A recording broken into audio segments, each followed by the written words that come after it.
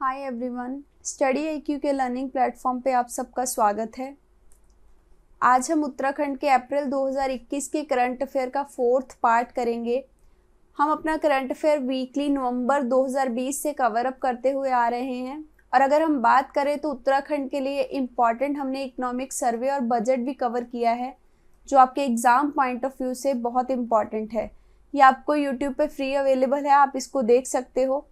और ये current affair आपके आने वाले उत्तराखंड के डिफरेंट गवर्नमेंट एग्जाम्स के लिए यूज़फुल होगा। मेरा नाम रवनीत कौर है। शुरू करते हैं वीडियो को।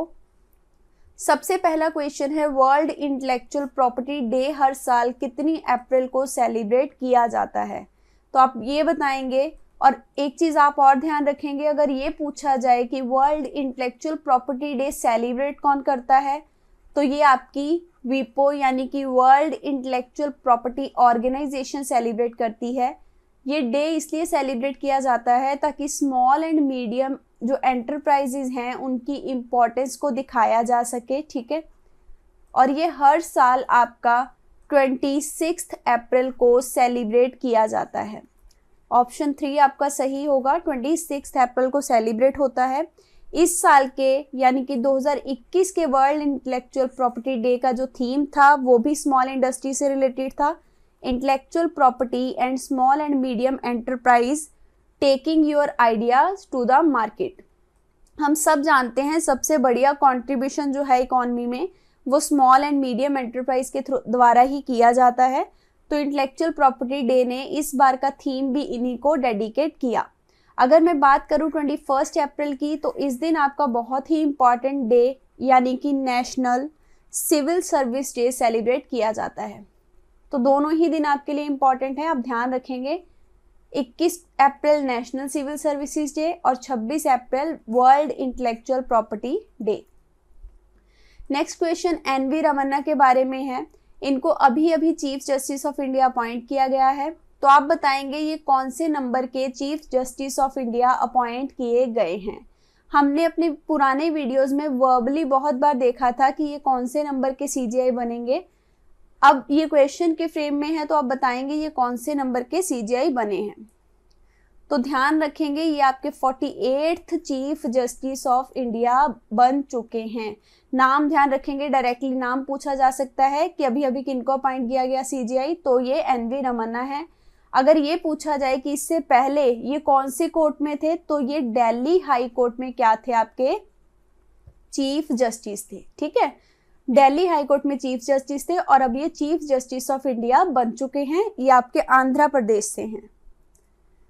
Next question chief election commissioner of India पे है। Chief election commissioner of India का अभी अभी अपॉइंटमेंट हुआ है। आप उनका नाम बताएंगे जो अभी अभी इस पोस्ट पे सिलेक्ट किए गए हैं।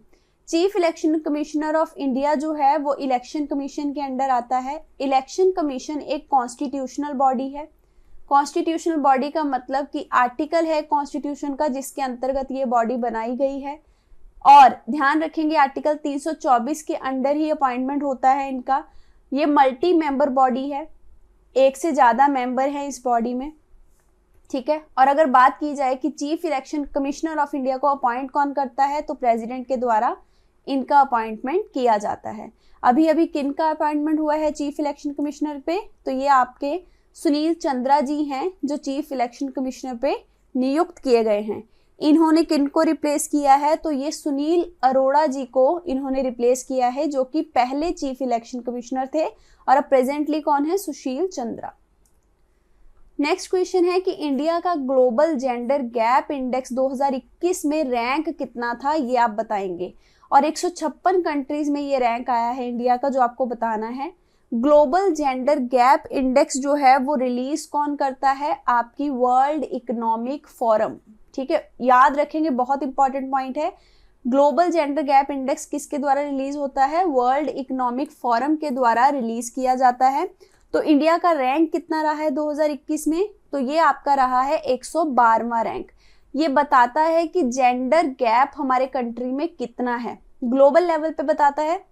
स्पेसिफिक इंडिया का भी पता लगता है क्योंकि इंडिया का रैंक 112वां है, तो इससे पता लगता है कि जेंडर पैरिटी नहीं है और गैप बहुत ज़्यादा है मेल फीमेल में हर टर्म्स में। अगर हम देखें तो ये WEF के द्वारा लॉन्च किया जाता है। किस कंट्री ने टॉप किया है इस इंडेक्स में, तो आइसलैंड ने टॉप किया है, ठीक है। और बहुत इंपॉर्टेंट चीज हमारे लिए क्या है कि इस साल वर्ल्ड जेंडर गैप इंडेक्स की जो रिपोर्ट है वो 15वीं रिपोर्ट थी, 15th रिपोर्ट थी ये।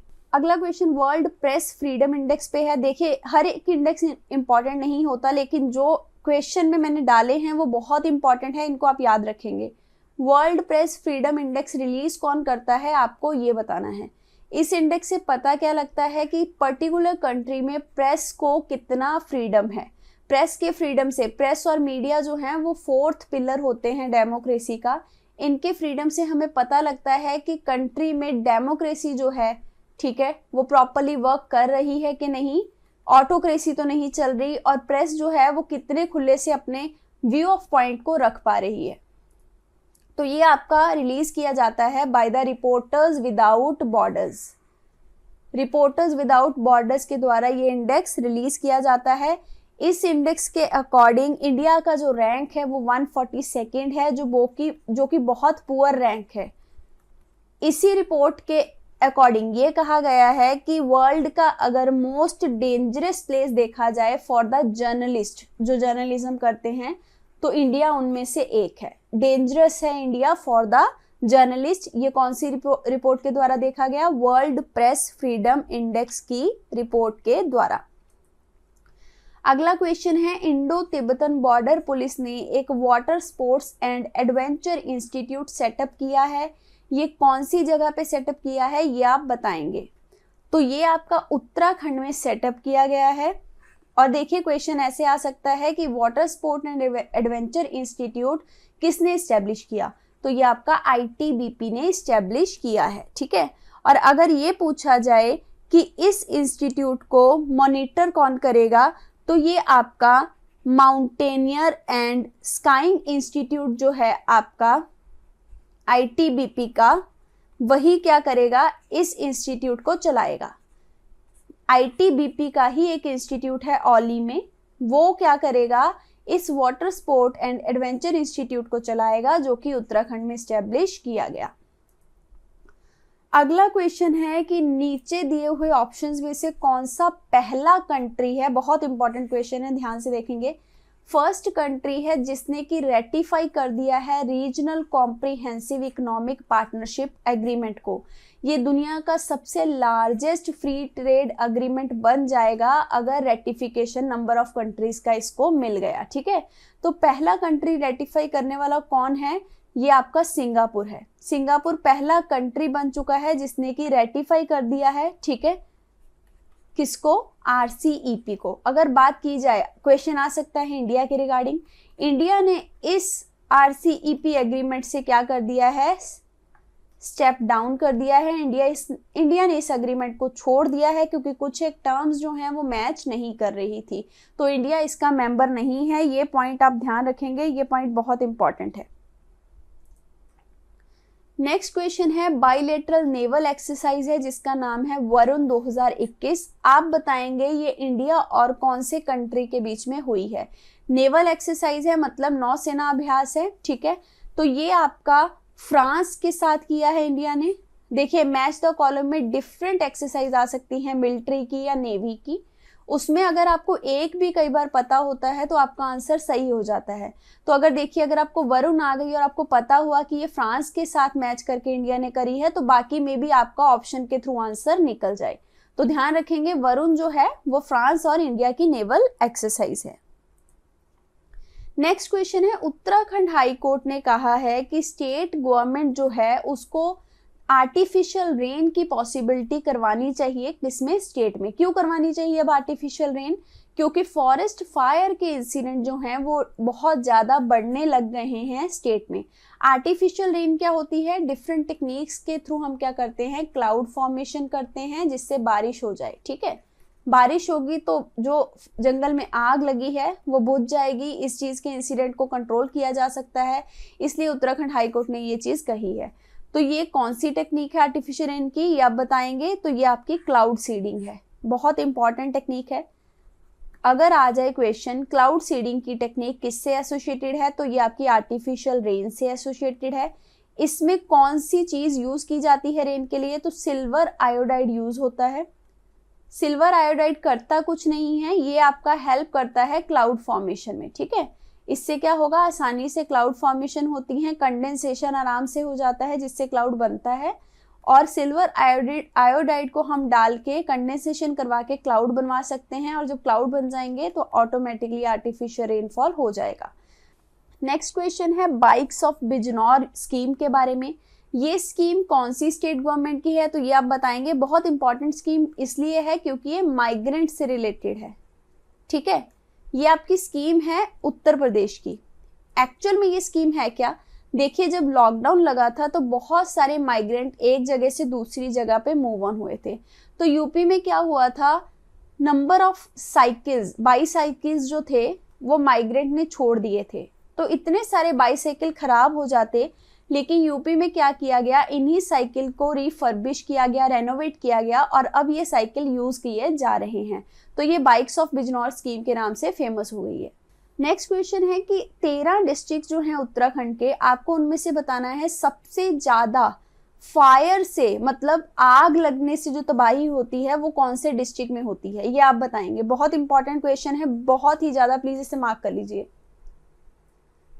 देखिए, तो पौड़ी जो डिस्ट्रिक्ट है ना आपका, वहां पे फॉरेस्ट फायर से सबसे ज्यादा तबाही होती है, ये ध्यान रखेंगे। फॉरेस्ट फायर का सबसे बुरा प्रभाव कहाँ पड़ता है? पौड़ी में। और ऑलरेडी पौड़ी में 340 हेक्टेयर का जो फॉरेस्ट है वो फायर के अंडर खराब हो चुका है। पौड़ी के बाद कौन सा डिस्ट्रिक्ट है आपका? अल्मोड़ा। अगर डिक्रीजिंग ऑर्डर में आ जाए तो पौड़ी में सबसे ज्यादा फॉरेस्ट फायर से खराबी पड़ती है, तबाही होती है। उसके बाद अल्मोड़ा है, फिर आपका पिथौरगढ़ है, फिर बागेश्वर, फिर टेहरी, और देहरादून थोड़ा नीचे है, बहुत लेट में है। सबसे ज्यादा जो डिवास्टेशन है वो पौड़ी में होता है। अगला क्वेश्चन गौरा देवी कन्या धन योजना के बारे में है। आप बताएंगे कि ये इन पॉइंट्स में से कौन सा ऑप्शन करेक्ट है। तो पहली बात ध्यान रखेंगे, अगर क्वेश्चन आए गौरा देवी कन्या धन योजना किस स्टेट गवर्नमेंट की है, तो उत्तराखंड की है। पहला पॉइंट कहता है कि इससे क्या होगा, गर्ल स्टूडेंट्स के एजुकेशन को सपोर्ट किया जाएगा जो कि वीक फाइनेंशियल बैकग्राउंड से हैं, जो गरीब हैं, उनकी जो लड़कियां हैं, बच्चियां हैं, उनको पढ़ाई में सपोर्ट किया जाएगा। बिल्कुल सही पॉइंट है। सेकंड पॉइंट कहता है कि स्टेट गवर्नमेंट इन्फेंट गर्ल, छोटी बच्चियां, नवजात जो होती हैं, उनको 11,000 रुपये देगी, और जब वो 12वीं पास कर लेंगी तो उनको 52,000 रुपये दिया जाएगा। ये पॉइंट भी बिल्कुल सही है। अमाउंट ध्यान रखेंगे, पहले 11,000 है और फिर 52,000 है जब उनकी 12वीं क्लास हो जाएगी। तो दोनों ही पॉइंट सही हैं। ऑप्शन नंबर 3 आपका आंसर होगा। अगला क्वेश्चन है लिबड़हेड़ी विलेज के बारे में। लिबड़हेड़ी विलेज जो है वो नारसन ब्लॉक में है। आपको बताना है ये कौन से डिस्ट्रिक्ट में है। इस विलेज का इंपॉर्टेंस एक्चुअल में क्या है, अगर पूछा जाए कि उत्तराखंड का कौन सा गांव कल्चर ऑफ स्पोर्ट के लिए फेमस है, तो आपका ये लिबड़हेड़ी विलेज है। क्वेश्चन किसी भी एंगल से आ सकता है, ये न्यूज में था। ये कल्चर ऑफ स्पोर्ट्स के से फेमस है। क्यों फेमस है? क्योंकि इस जगह से बहुत सारी स्पोर्ट्स की बढ़िया बढ़िया पर्सनैलिटीज जो हैं वो आई हैं, जैसे कि ओमवीर सिंह जी जो आपके फेमस रेसलर हैं, जिनको हम भारत केसरी के टाइटल के नाम से भी जानते हैं, ये भी आपके इसी लिबड़हेड़ी विलेज से थे, ठीक है। और उसके बाद अगर हम बात करें शुभम कुमार जी की, जो कि इंटरनेशनल जूडो प्लेयर हैं, वो भी आपके इसी एरिया से हैं। तो ये जो डिस्ट्रिक्ट है इसको कल्चर ऑफ स्पोर्ट के नाम से जाना जाता है, लिबड़हेड़ी विलेज। आपको बताना है ये कौन से डिस्ट्रिक्ट में है। तो ये आपका हरिद्वार डिस्ट्रिक्ट में गांव है जो कि कल्चर ऑफ स्पोर्ट के नाम से फेमस है। और ये क्यों आपका न्यूज में चल रहा था? क्योंकि यहाँ की जो पॉपुलेशन है वो ये कह रही है कि हमें खेलो इंडिया स्कीम के अंतर्गत क्या चाहिए, हमारे एरिया में सेंटर ऑफ एक्सीलेंस चाहिए, ताकि जो भी हमारे बच्चे खेलों में रुचि है जिनकी, क्योंकि ऑलरेडी यहाँ पे स्पोर्ट्स का कल्चर बहुत बड़ा हुआ है, उनको प्रॉपर ट्रेनिंग मिल सके और वो इंडिया लेवल पे, इंटरनेशनल लेवल पे खेल सके, मेडल्स लेके आ सके। नेक्स्ट क्वेश्चन है फॉरेस्ट फायर्स की अवेयरनेस फैलाने के लिए, ताकि लोगों को पता रहे कि जंगल में आग किस किस तरीके से फैल सकती है, लापरवाही का क्या क्या नतीजा हो सकता है। इसके लिए पांडवास जो बैंड है उन्होंने एक इनिशिएटिव लिया जिसके अंतर्गत ये अवेयरनेस फैलाया जा सकता है। तो उनका ये इनिशिएटिव किस फॉर्म में था ये आप बताएंगे। फोक डांस के फॉर्म में था, पेंटिंग थी, या फिर रैप सॉन्ग था, या सारे ही इनिशिएटिव थे? तो ध्यान रखेंगे ये रैप सॉन्ग था, क्योंकि ये एक बैंड है, इन्होंने एक फॉरेस्ट फायर पर रैप सॉन्ग निकाला। रैप सॉन्ग के तहत इन्होंने क्या किया है, अवेयरनेस फैलाने की कोशिश करी है, ताकि लोग फॉरेस्ट फायर को क्या समझे, सीरियस एक त्रासदी समझें और लोग जान पाएं कि फॉरेस्ट में फायर बहुत खतरनाक होती है। इससे आज केवल जंगल जल रहा है, आने वाले कुछ सालों में इंसान जलेंगे इसके इफेक्ट से, ठीक है। तो हमें पहले ही इसको रोकना पड़ेगा। अगला क्वेश्चन है श्राइन ऑफ लाटू देवता जी के बारे में। आपको बताना है ये श्राइन कहाँ पे लोकेटेड है।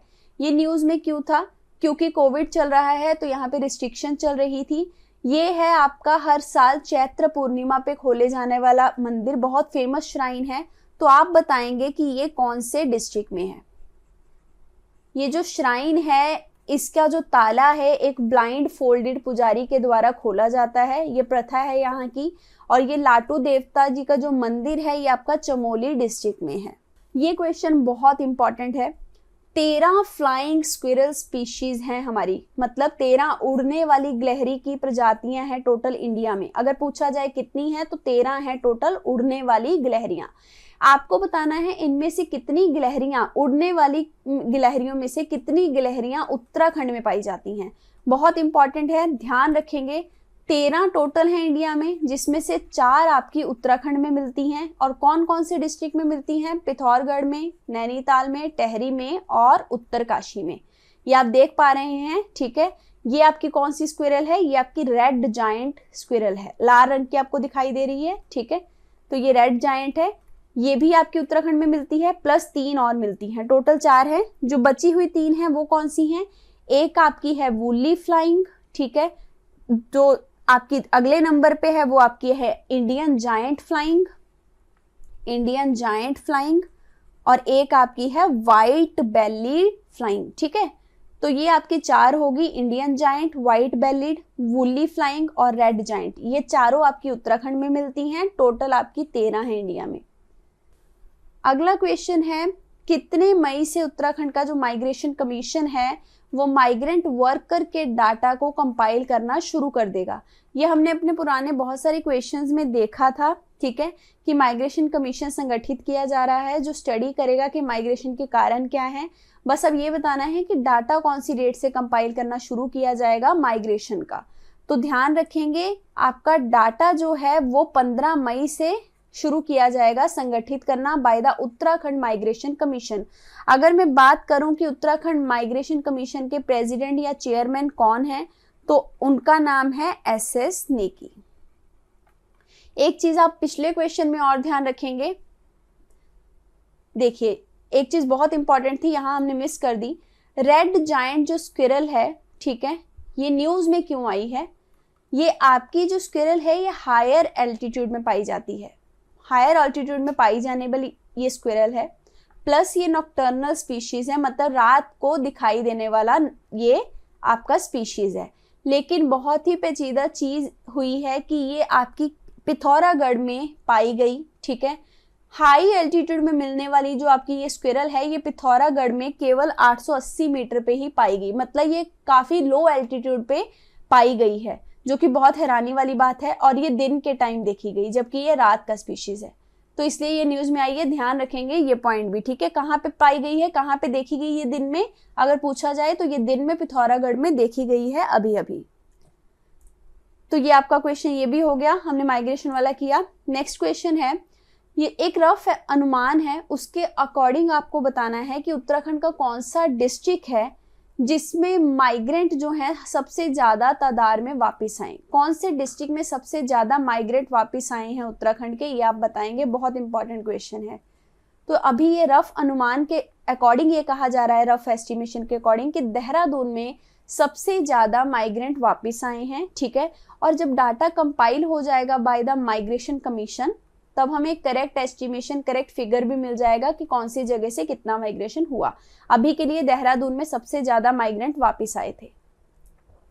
सो लेक्चर यहीं पे एंड होता है। आई होप आपको वीडियो समझ लगा होगा। अगर आपकी कोई भी क्वेरी हो तो आप इन कॉन्टेक्ट नंबर्स पे कॉन्टेक्ट कर सकते हैं। पढ़ते रहिए। All the best. Thank you very much.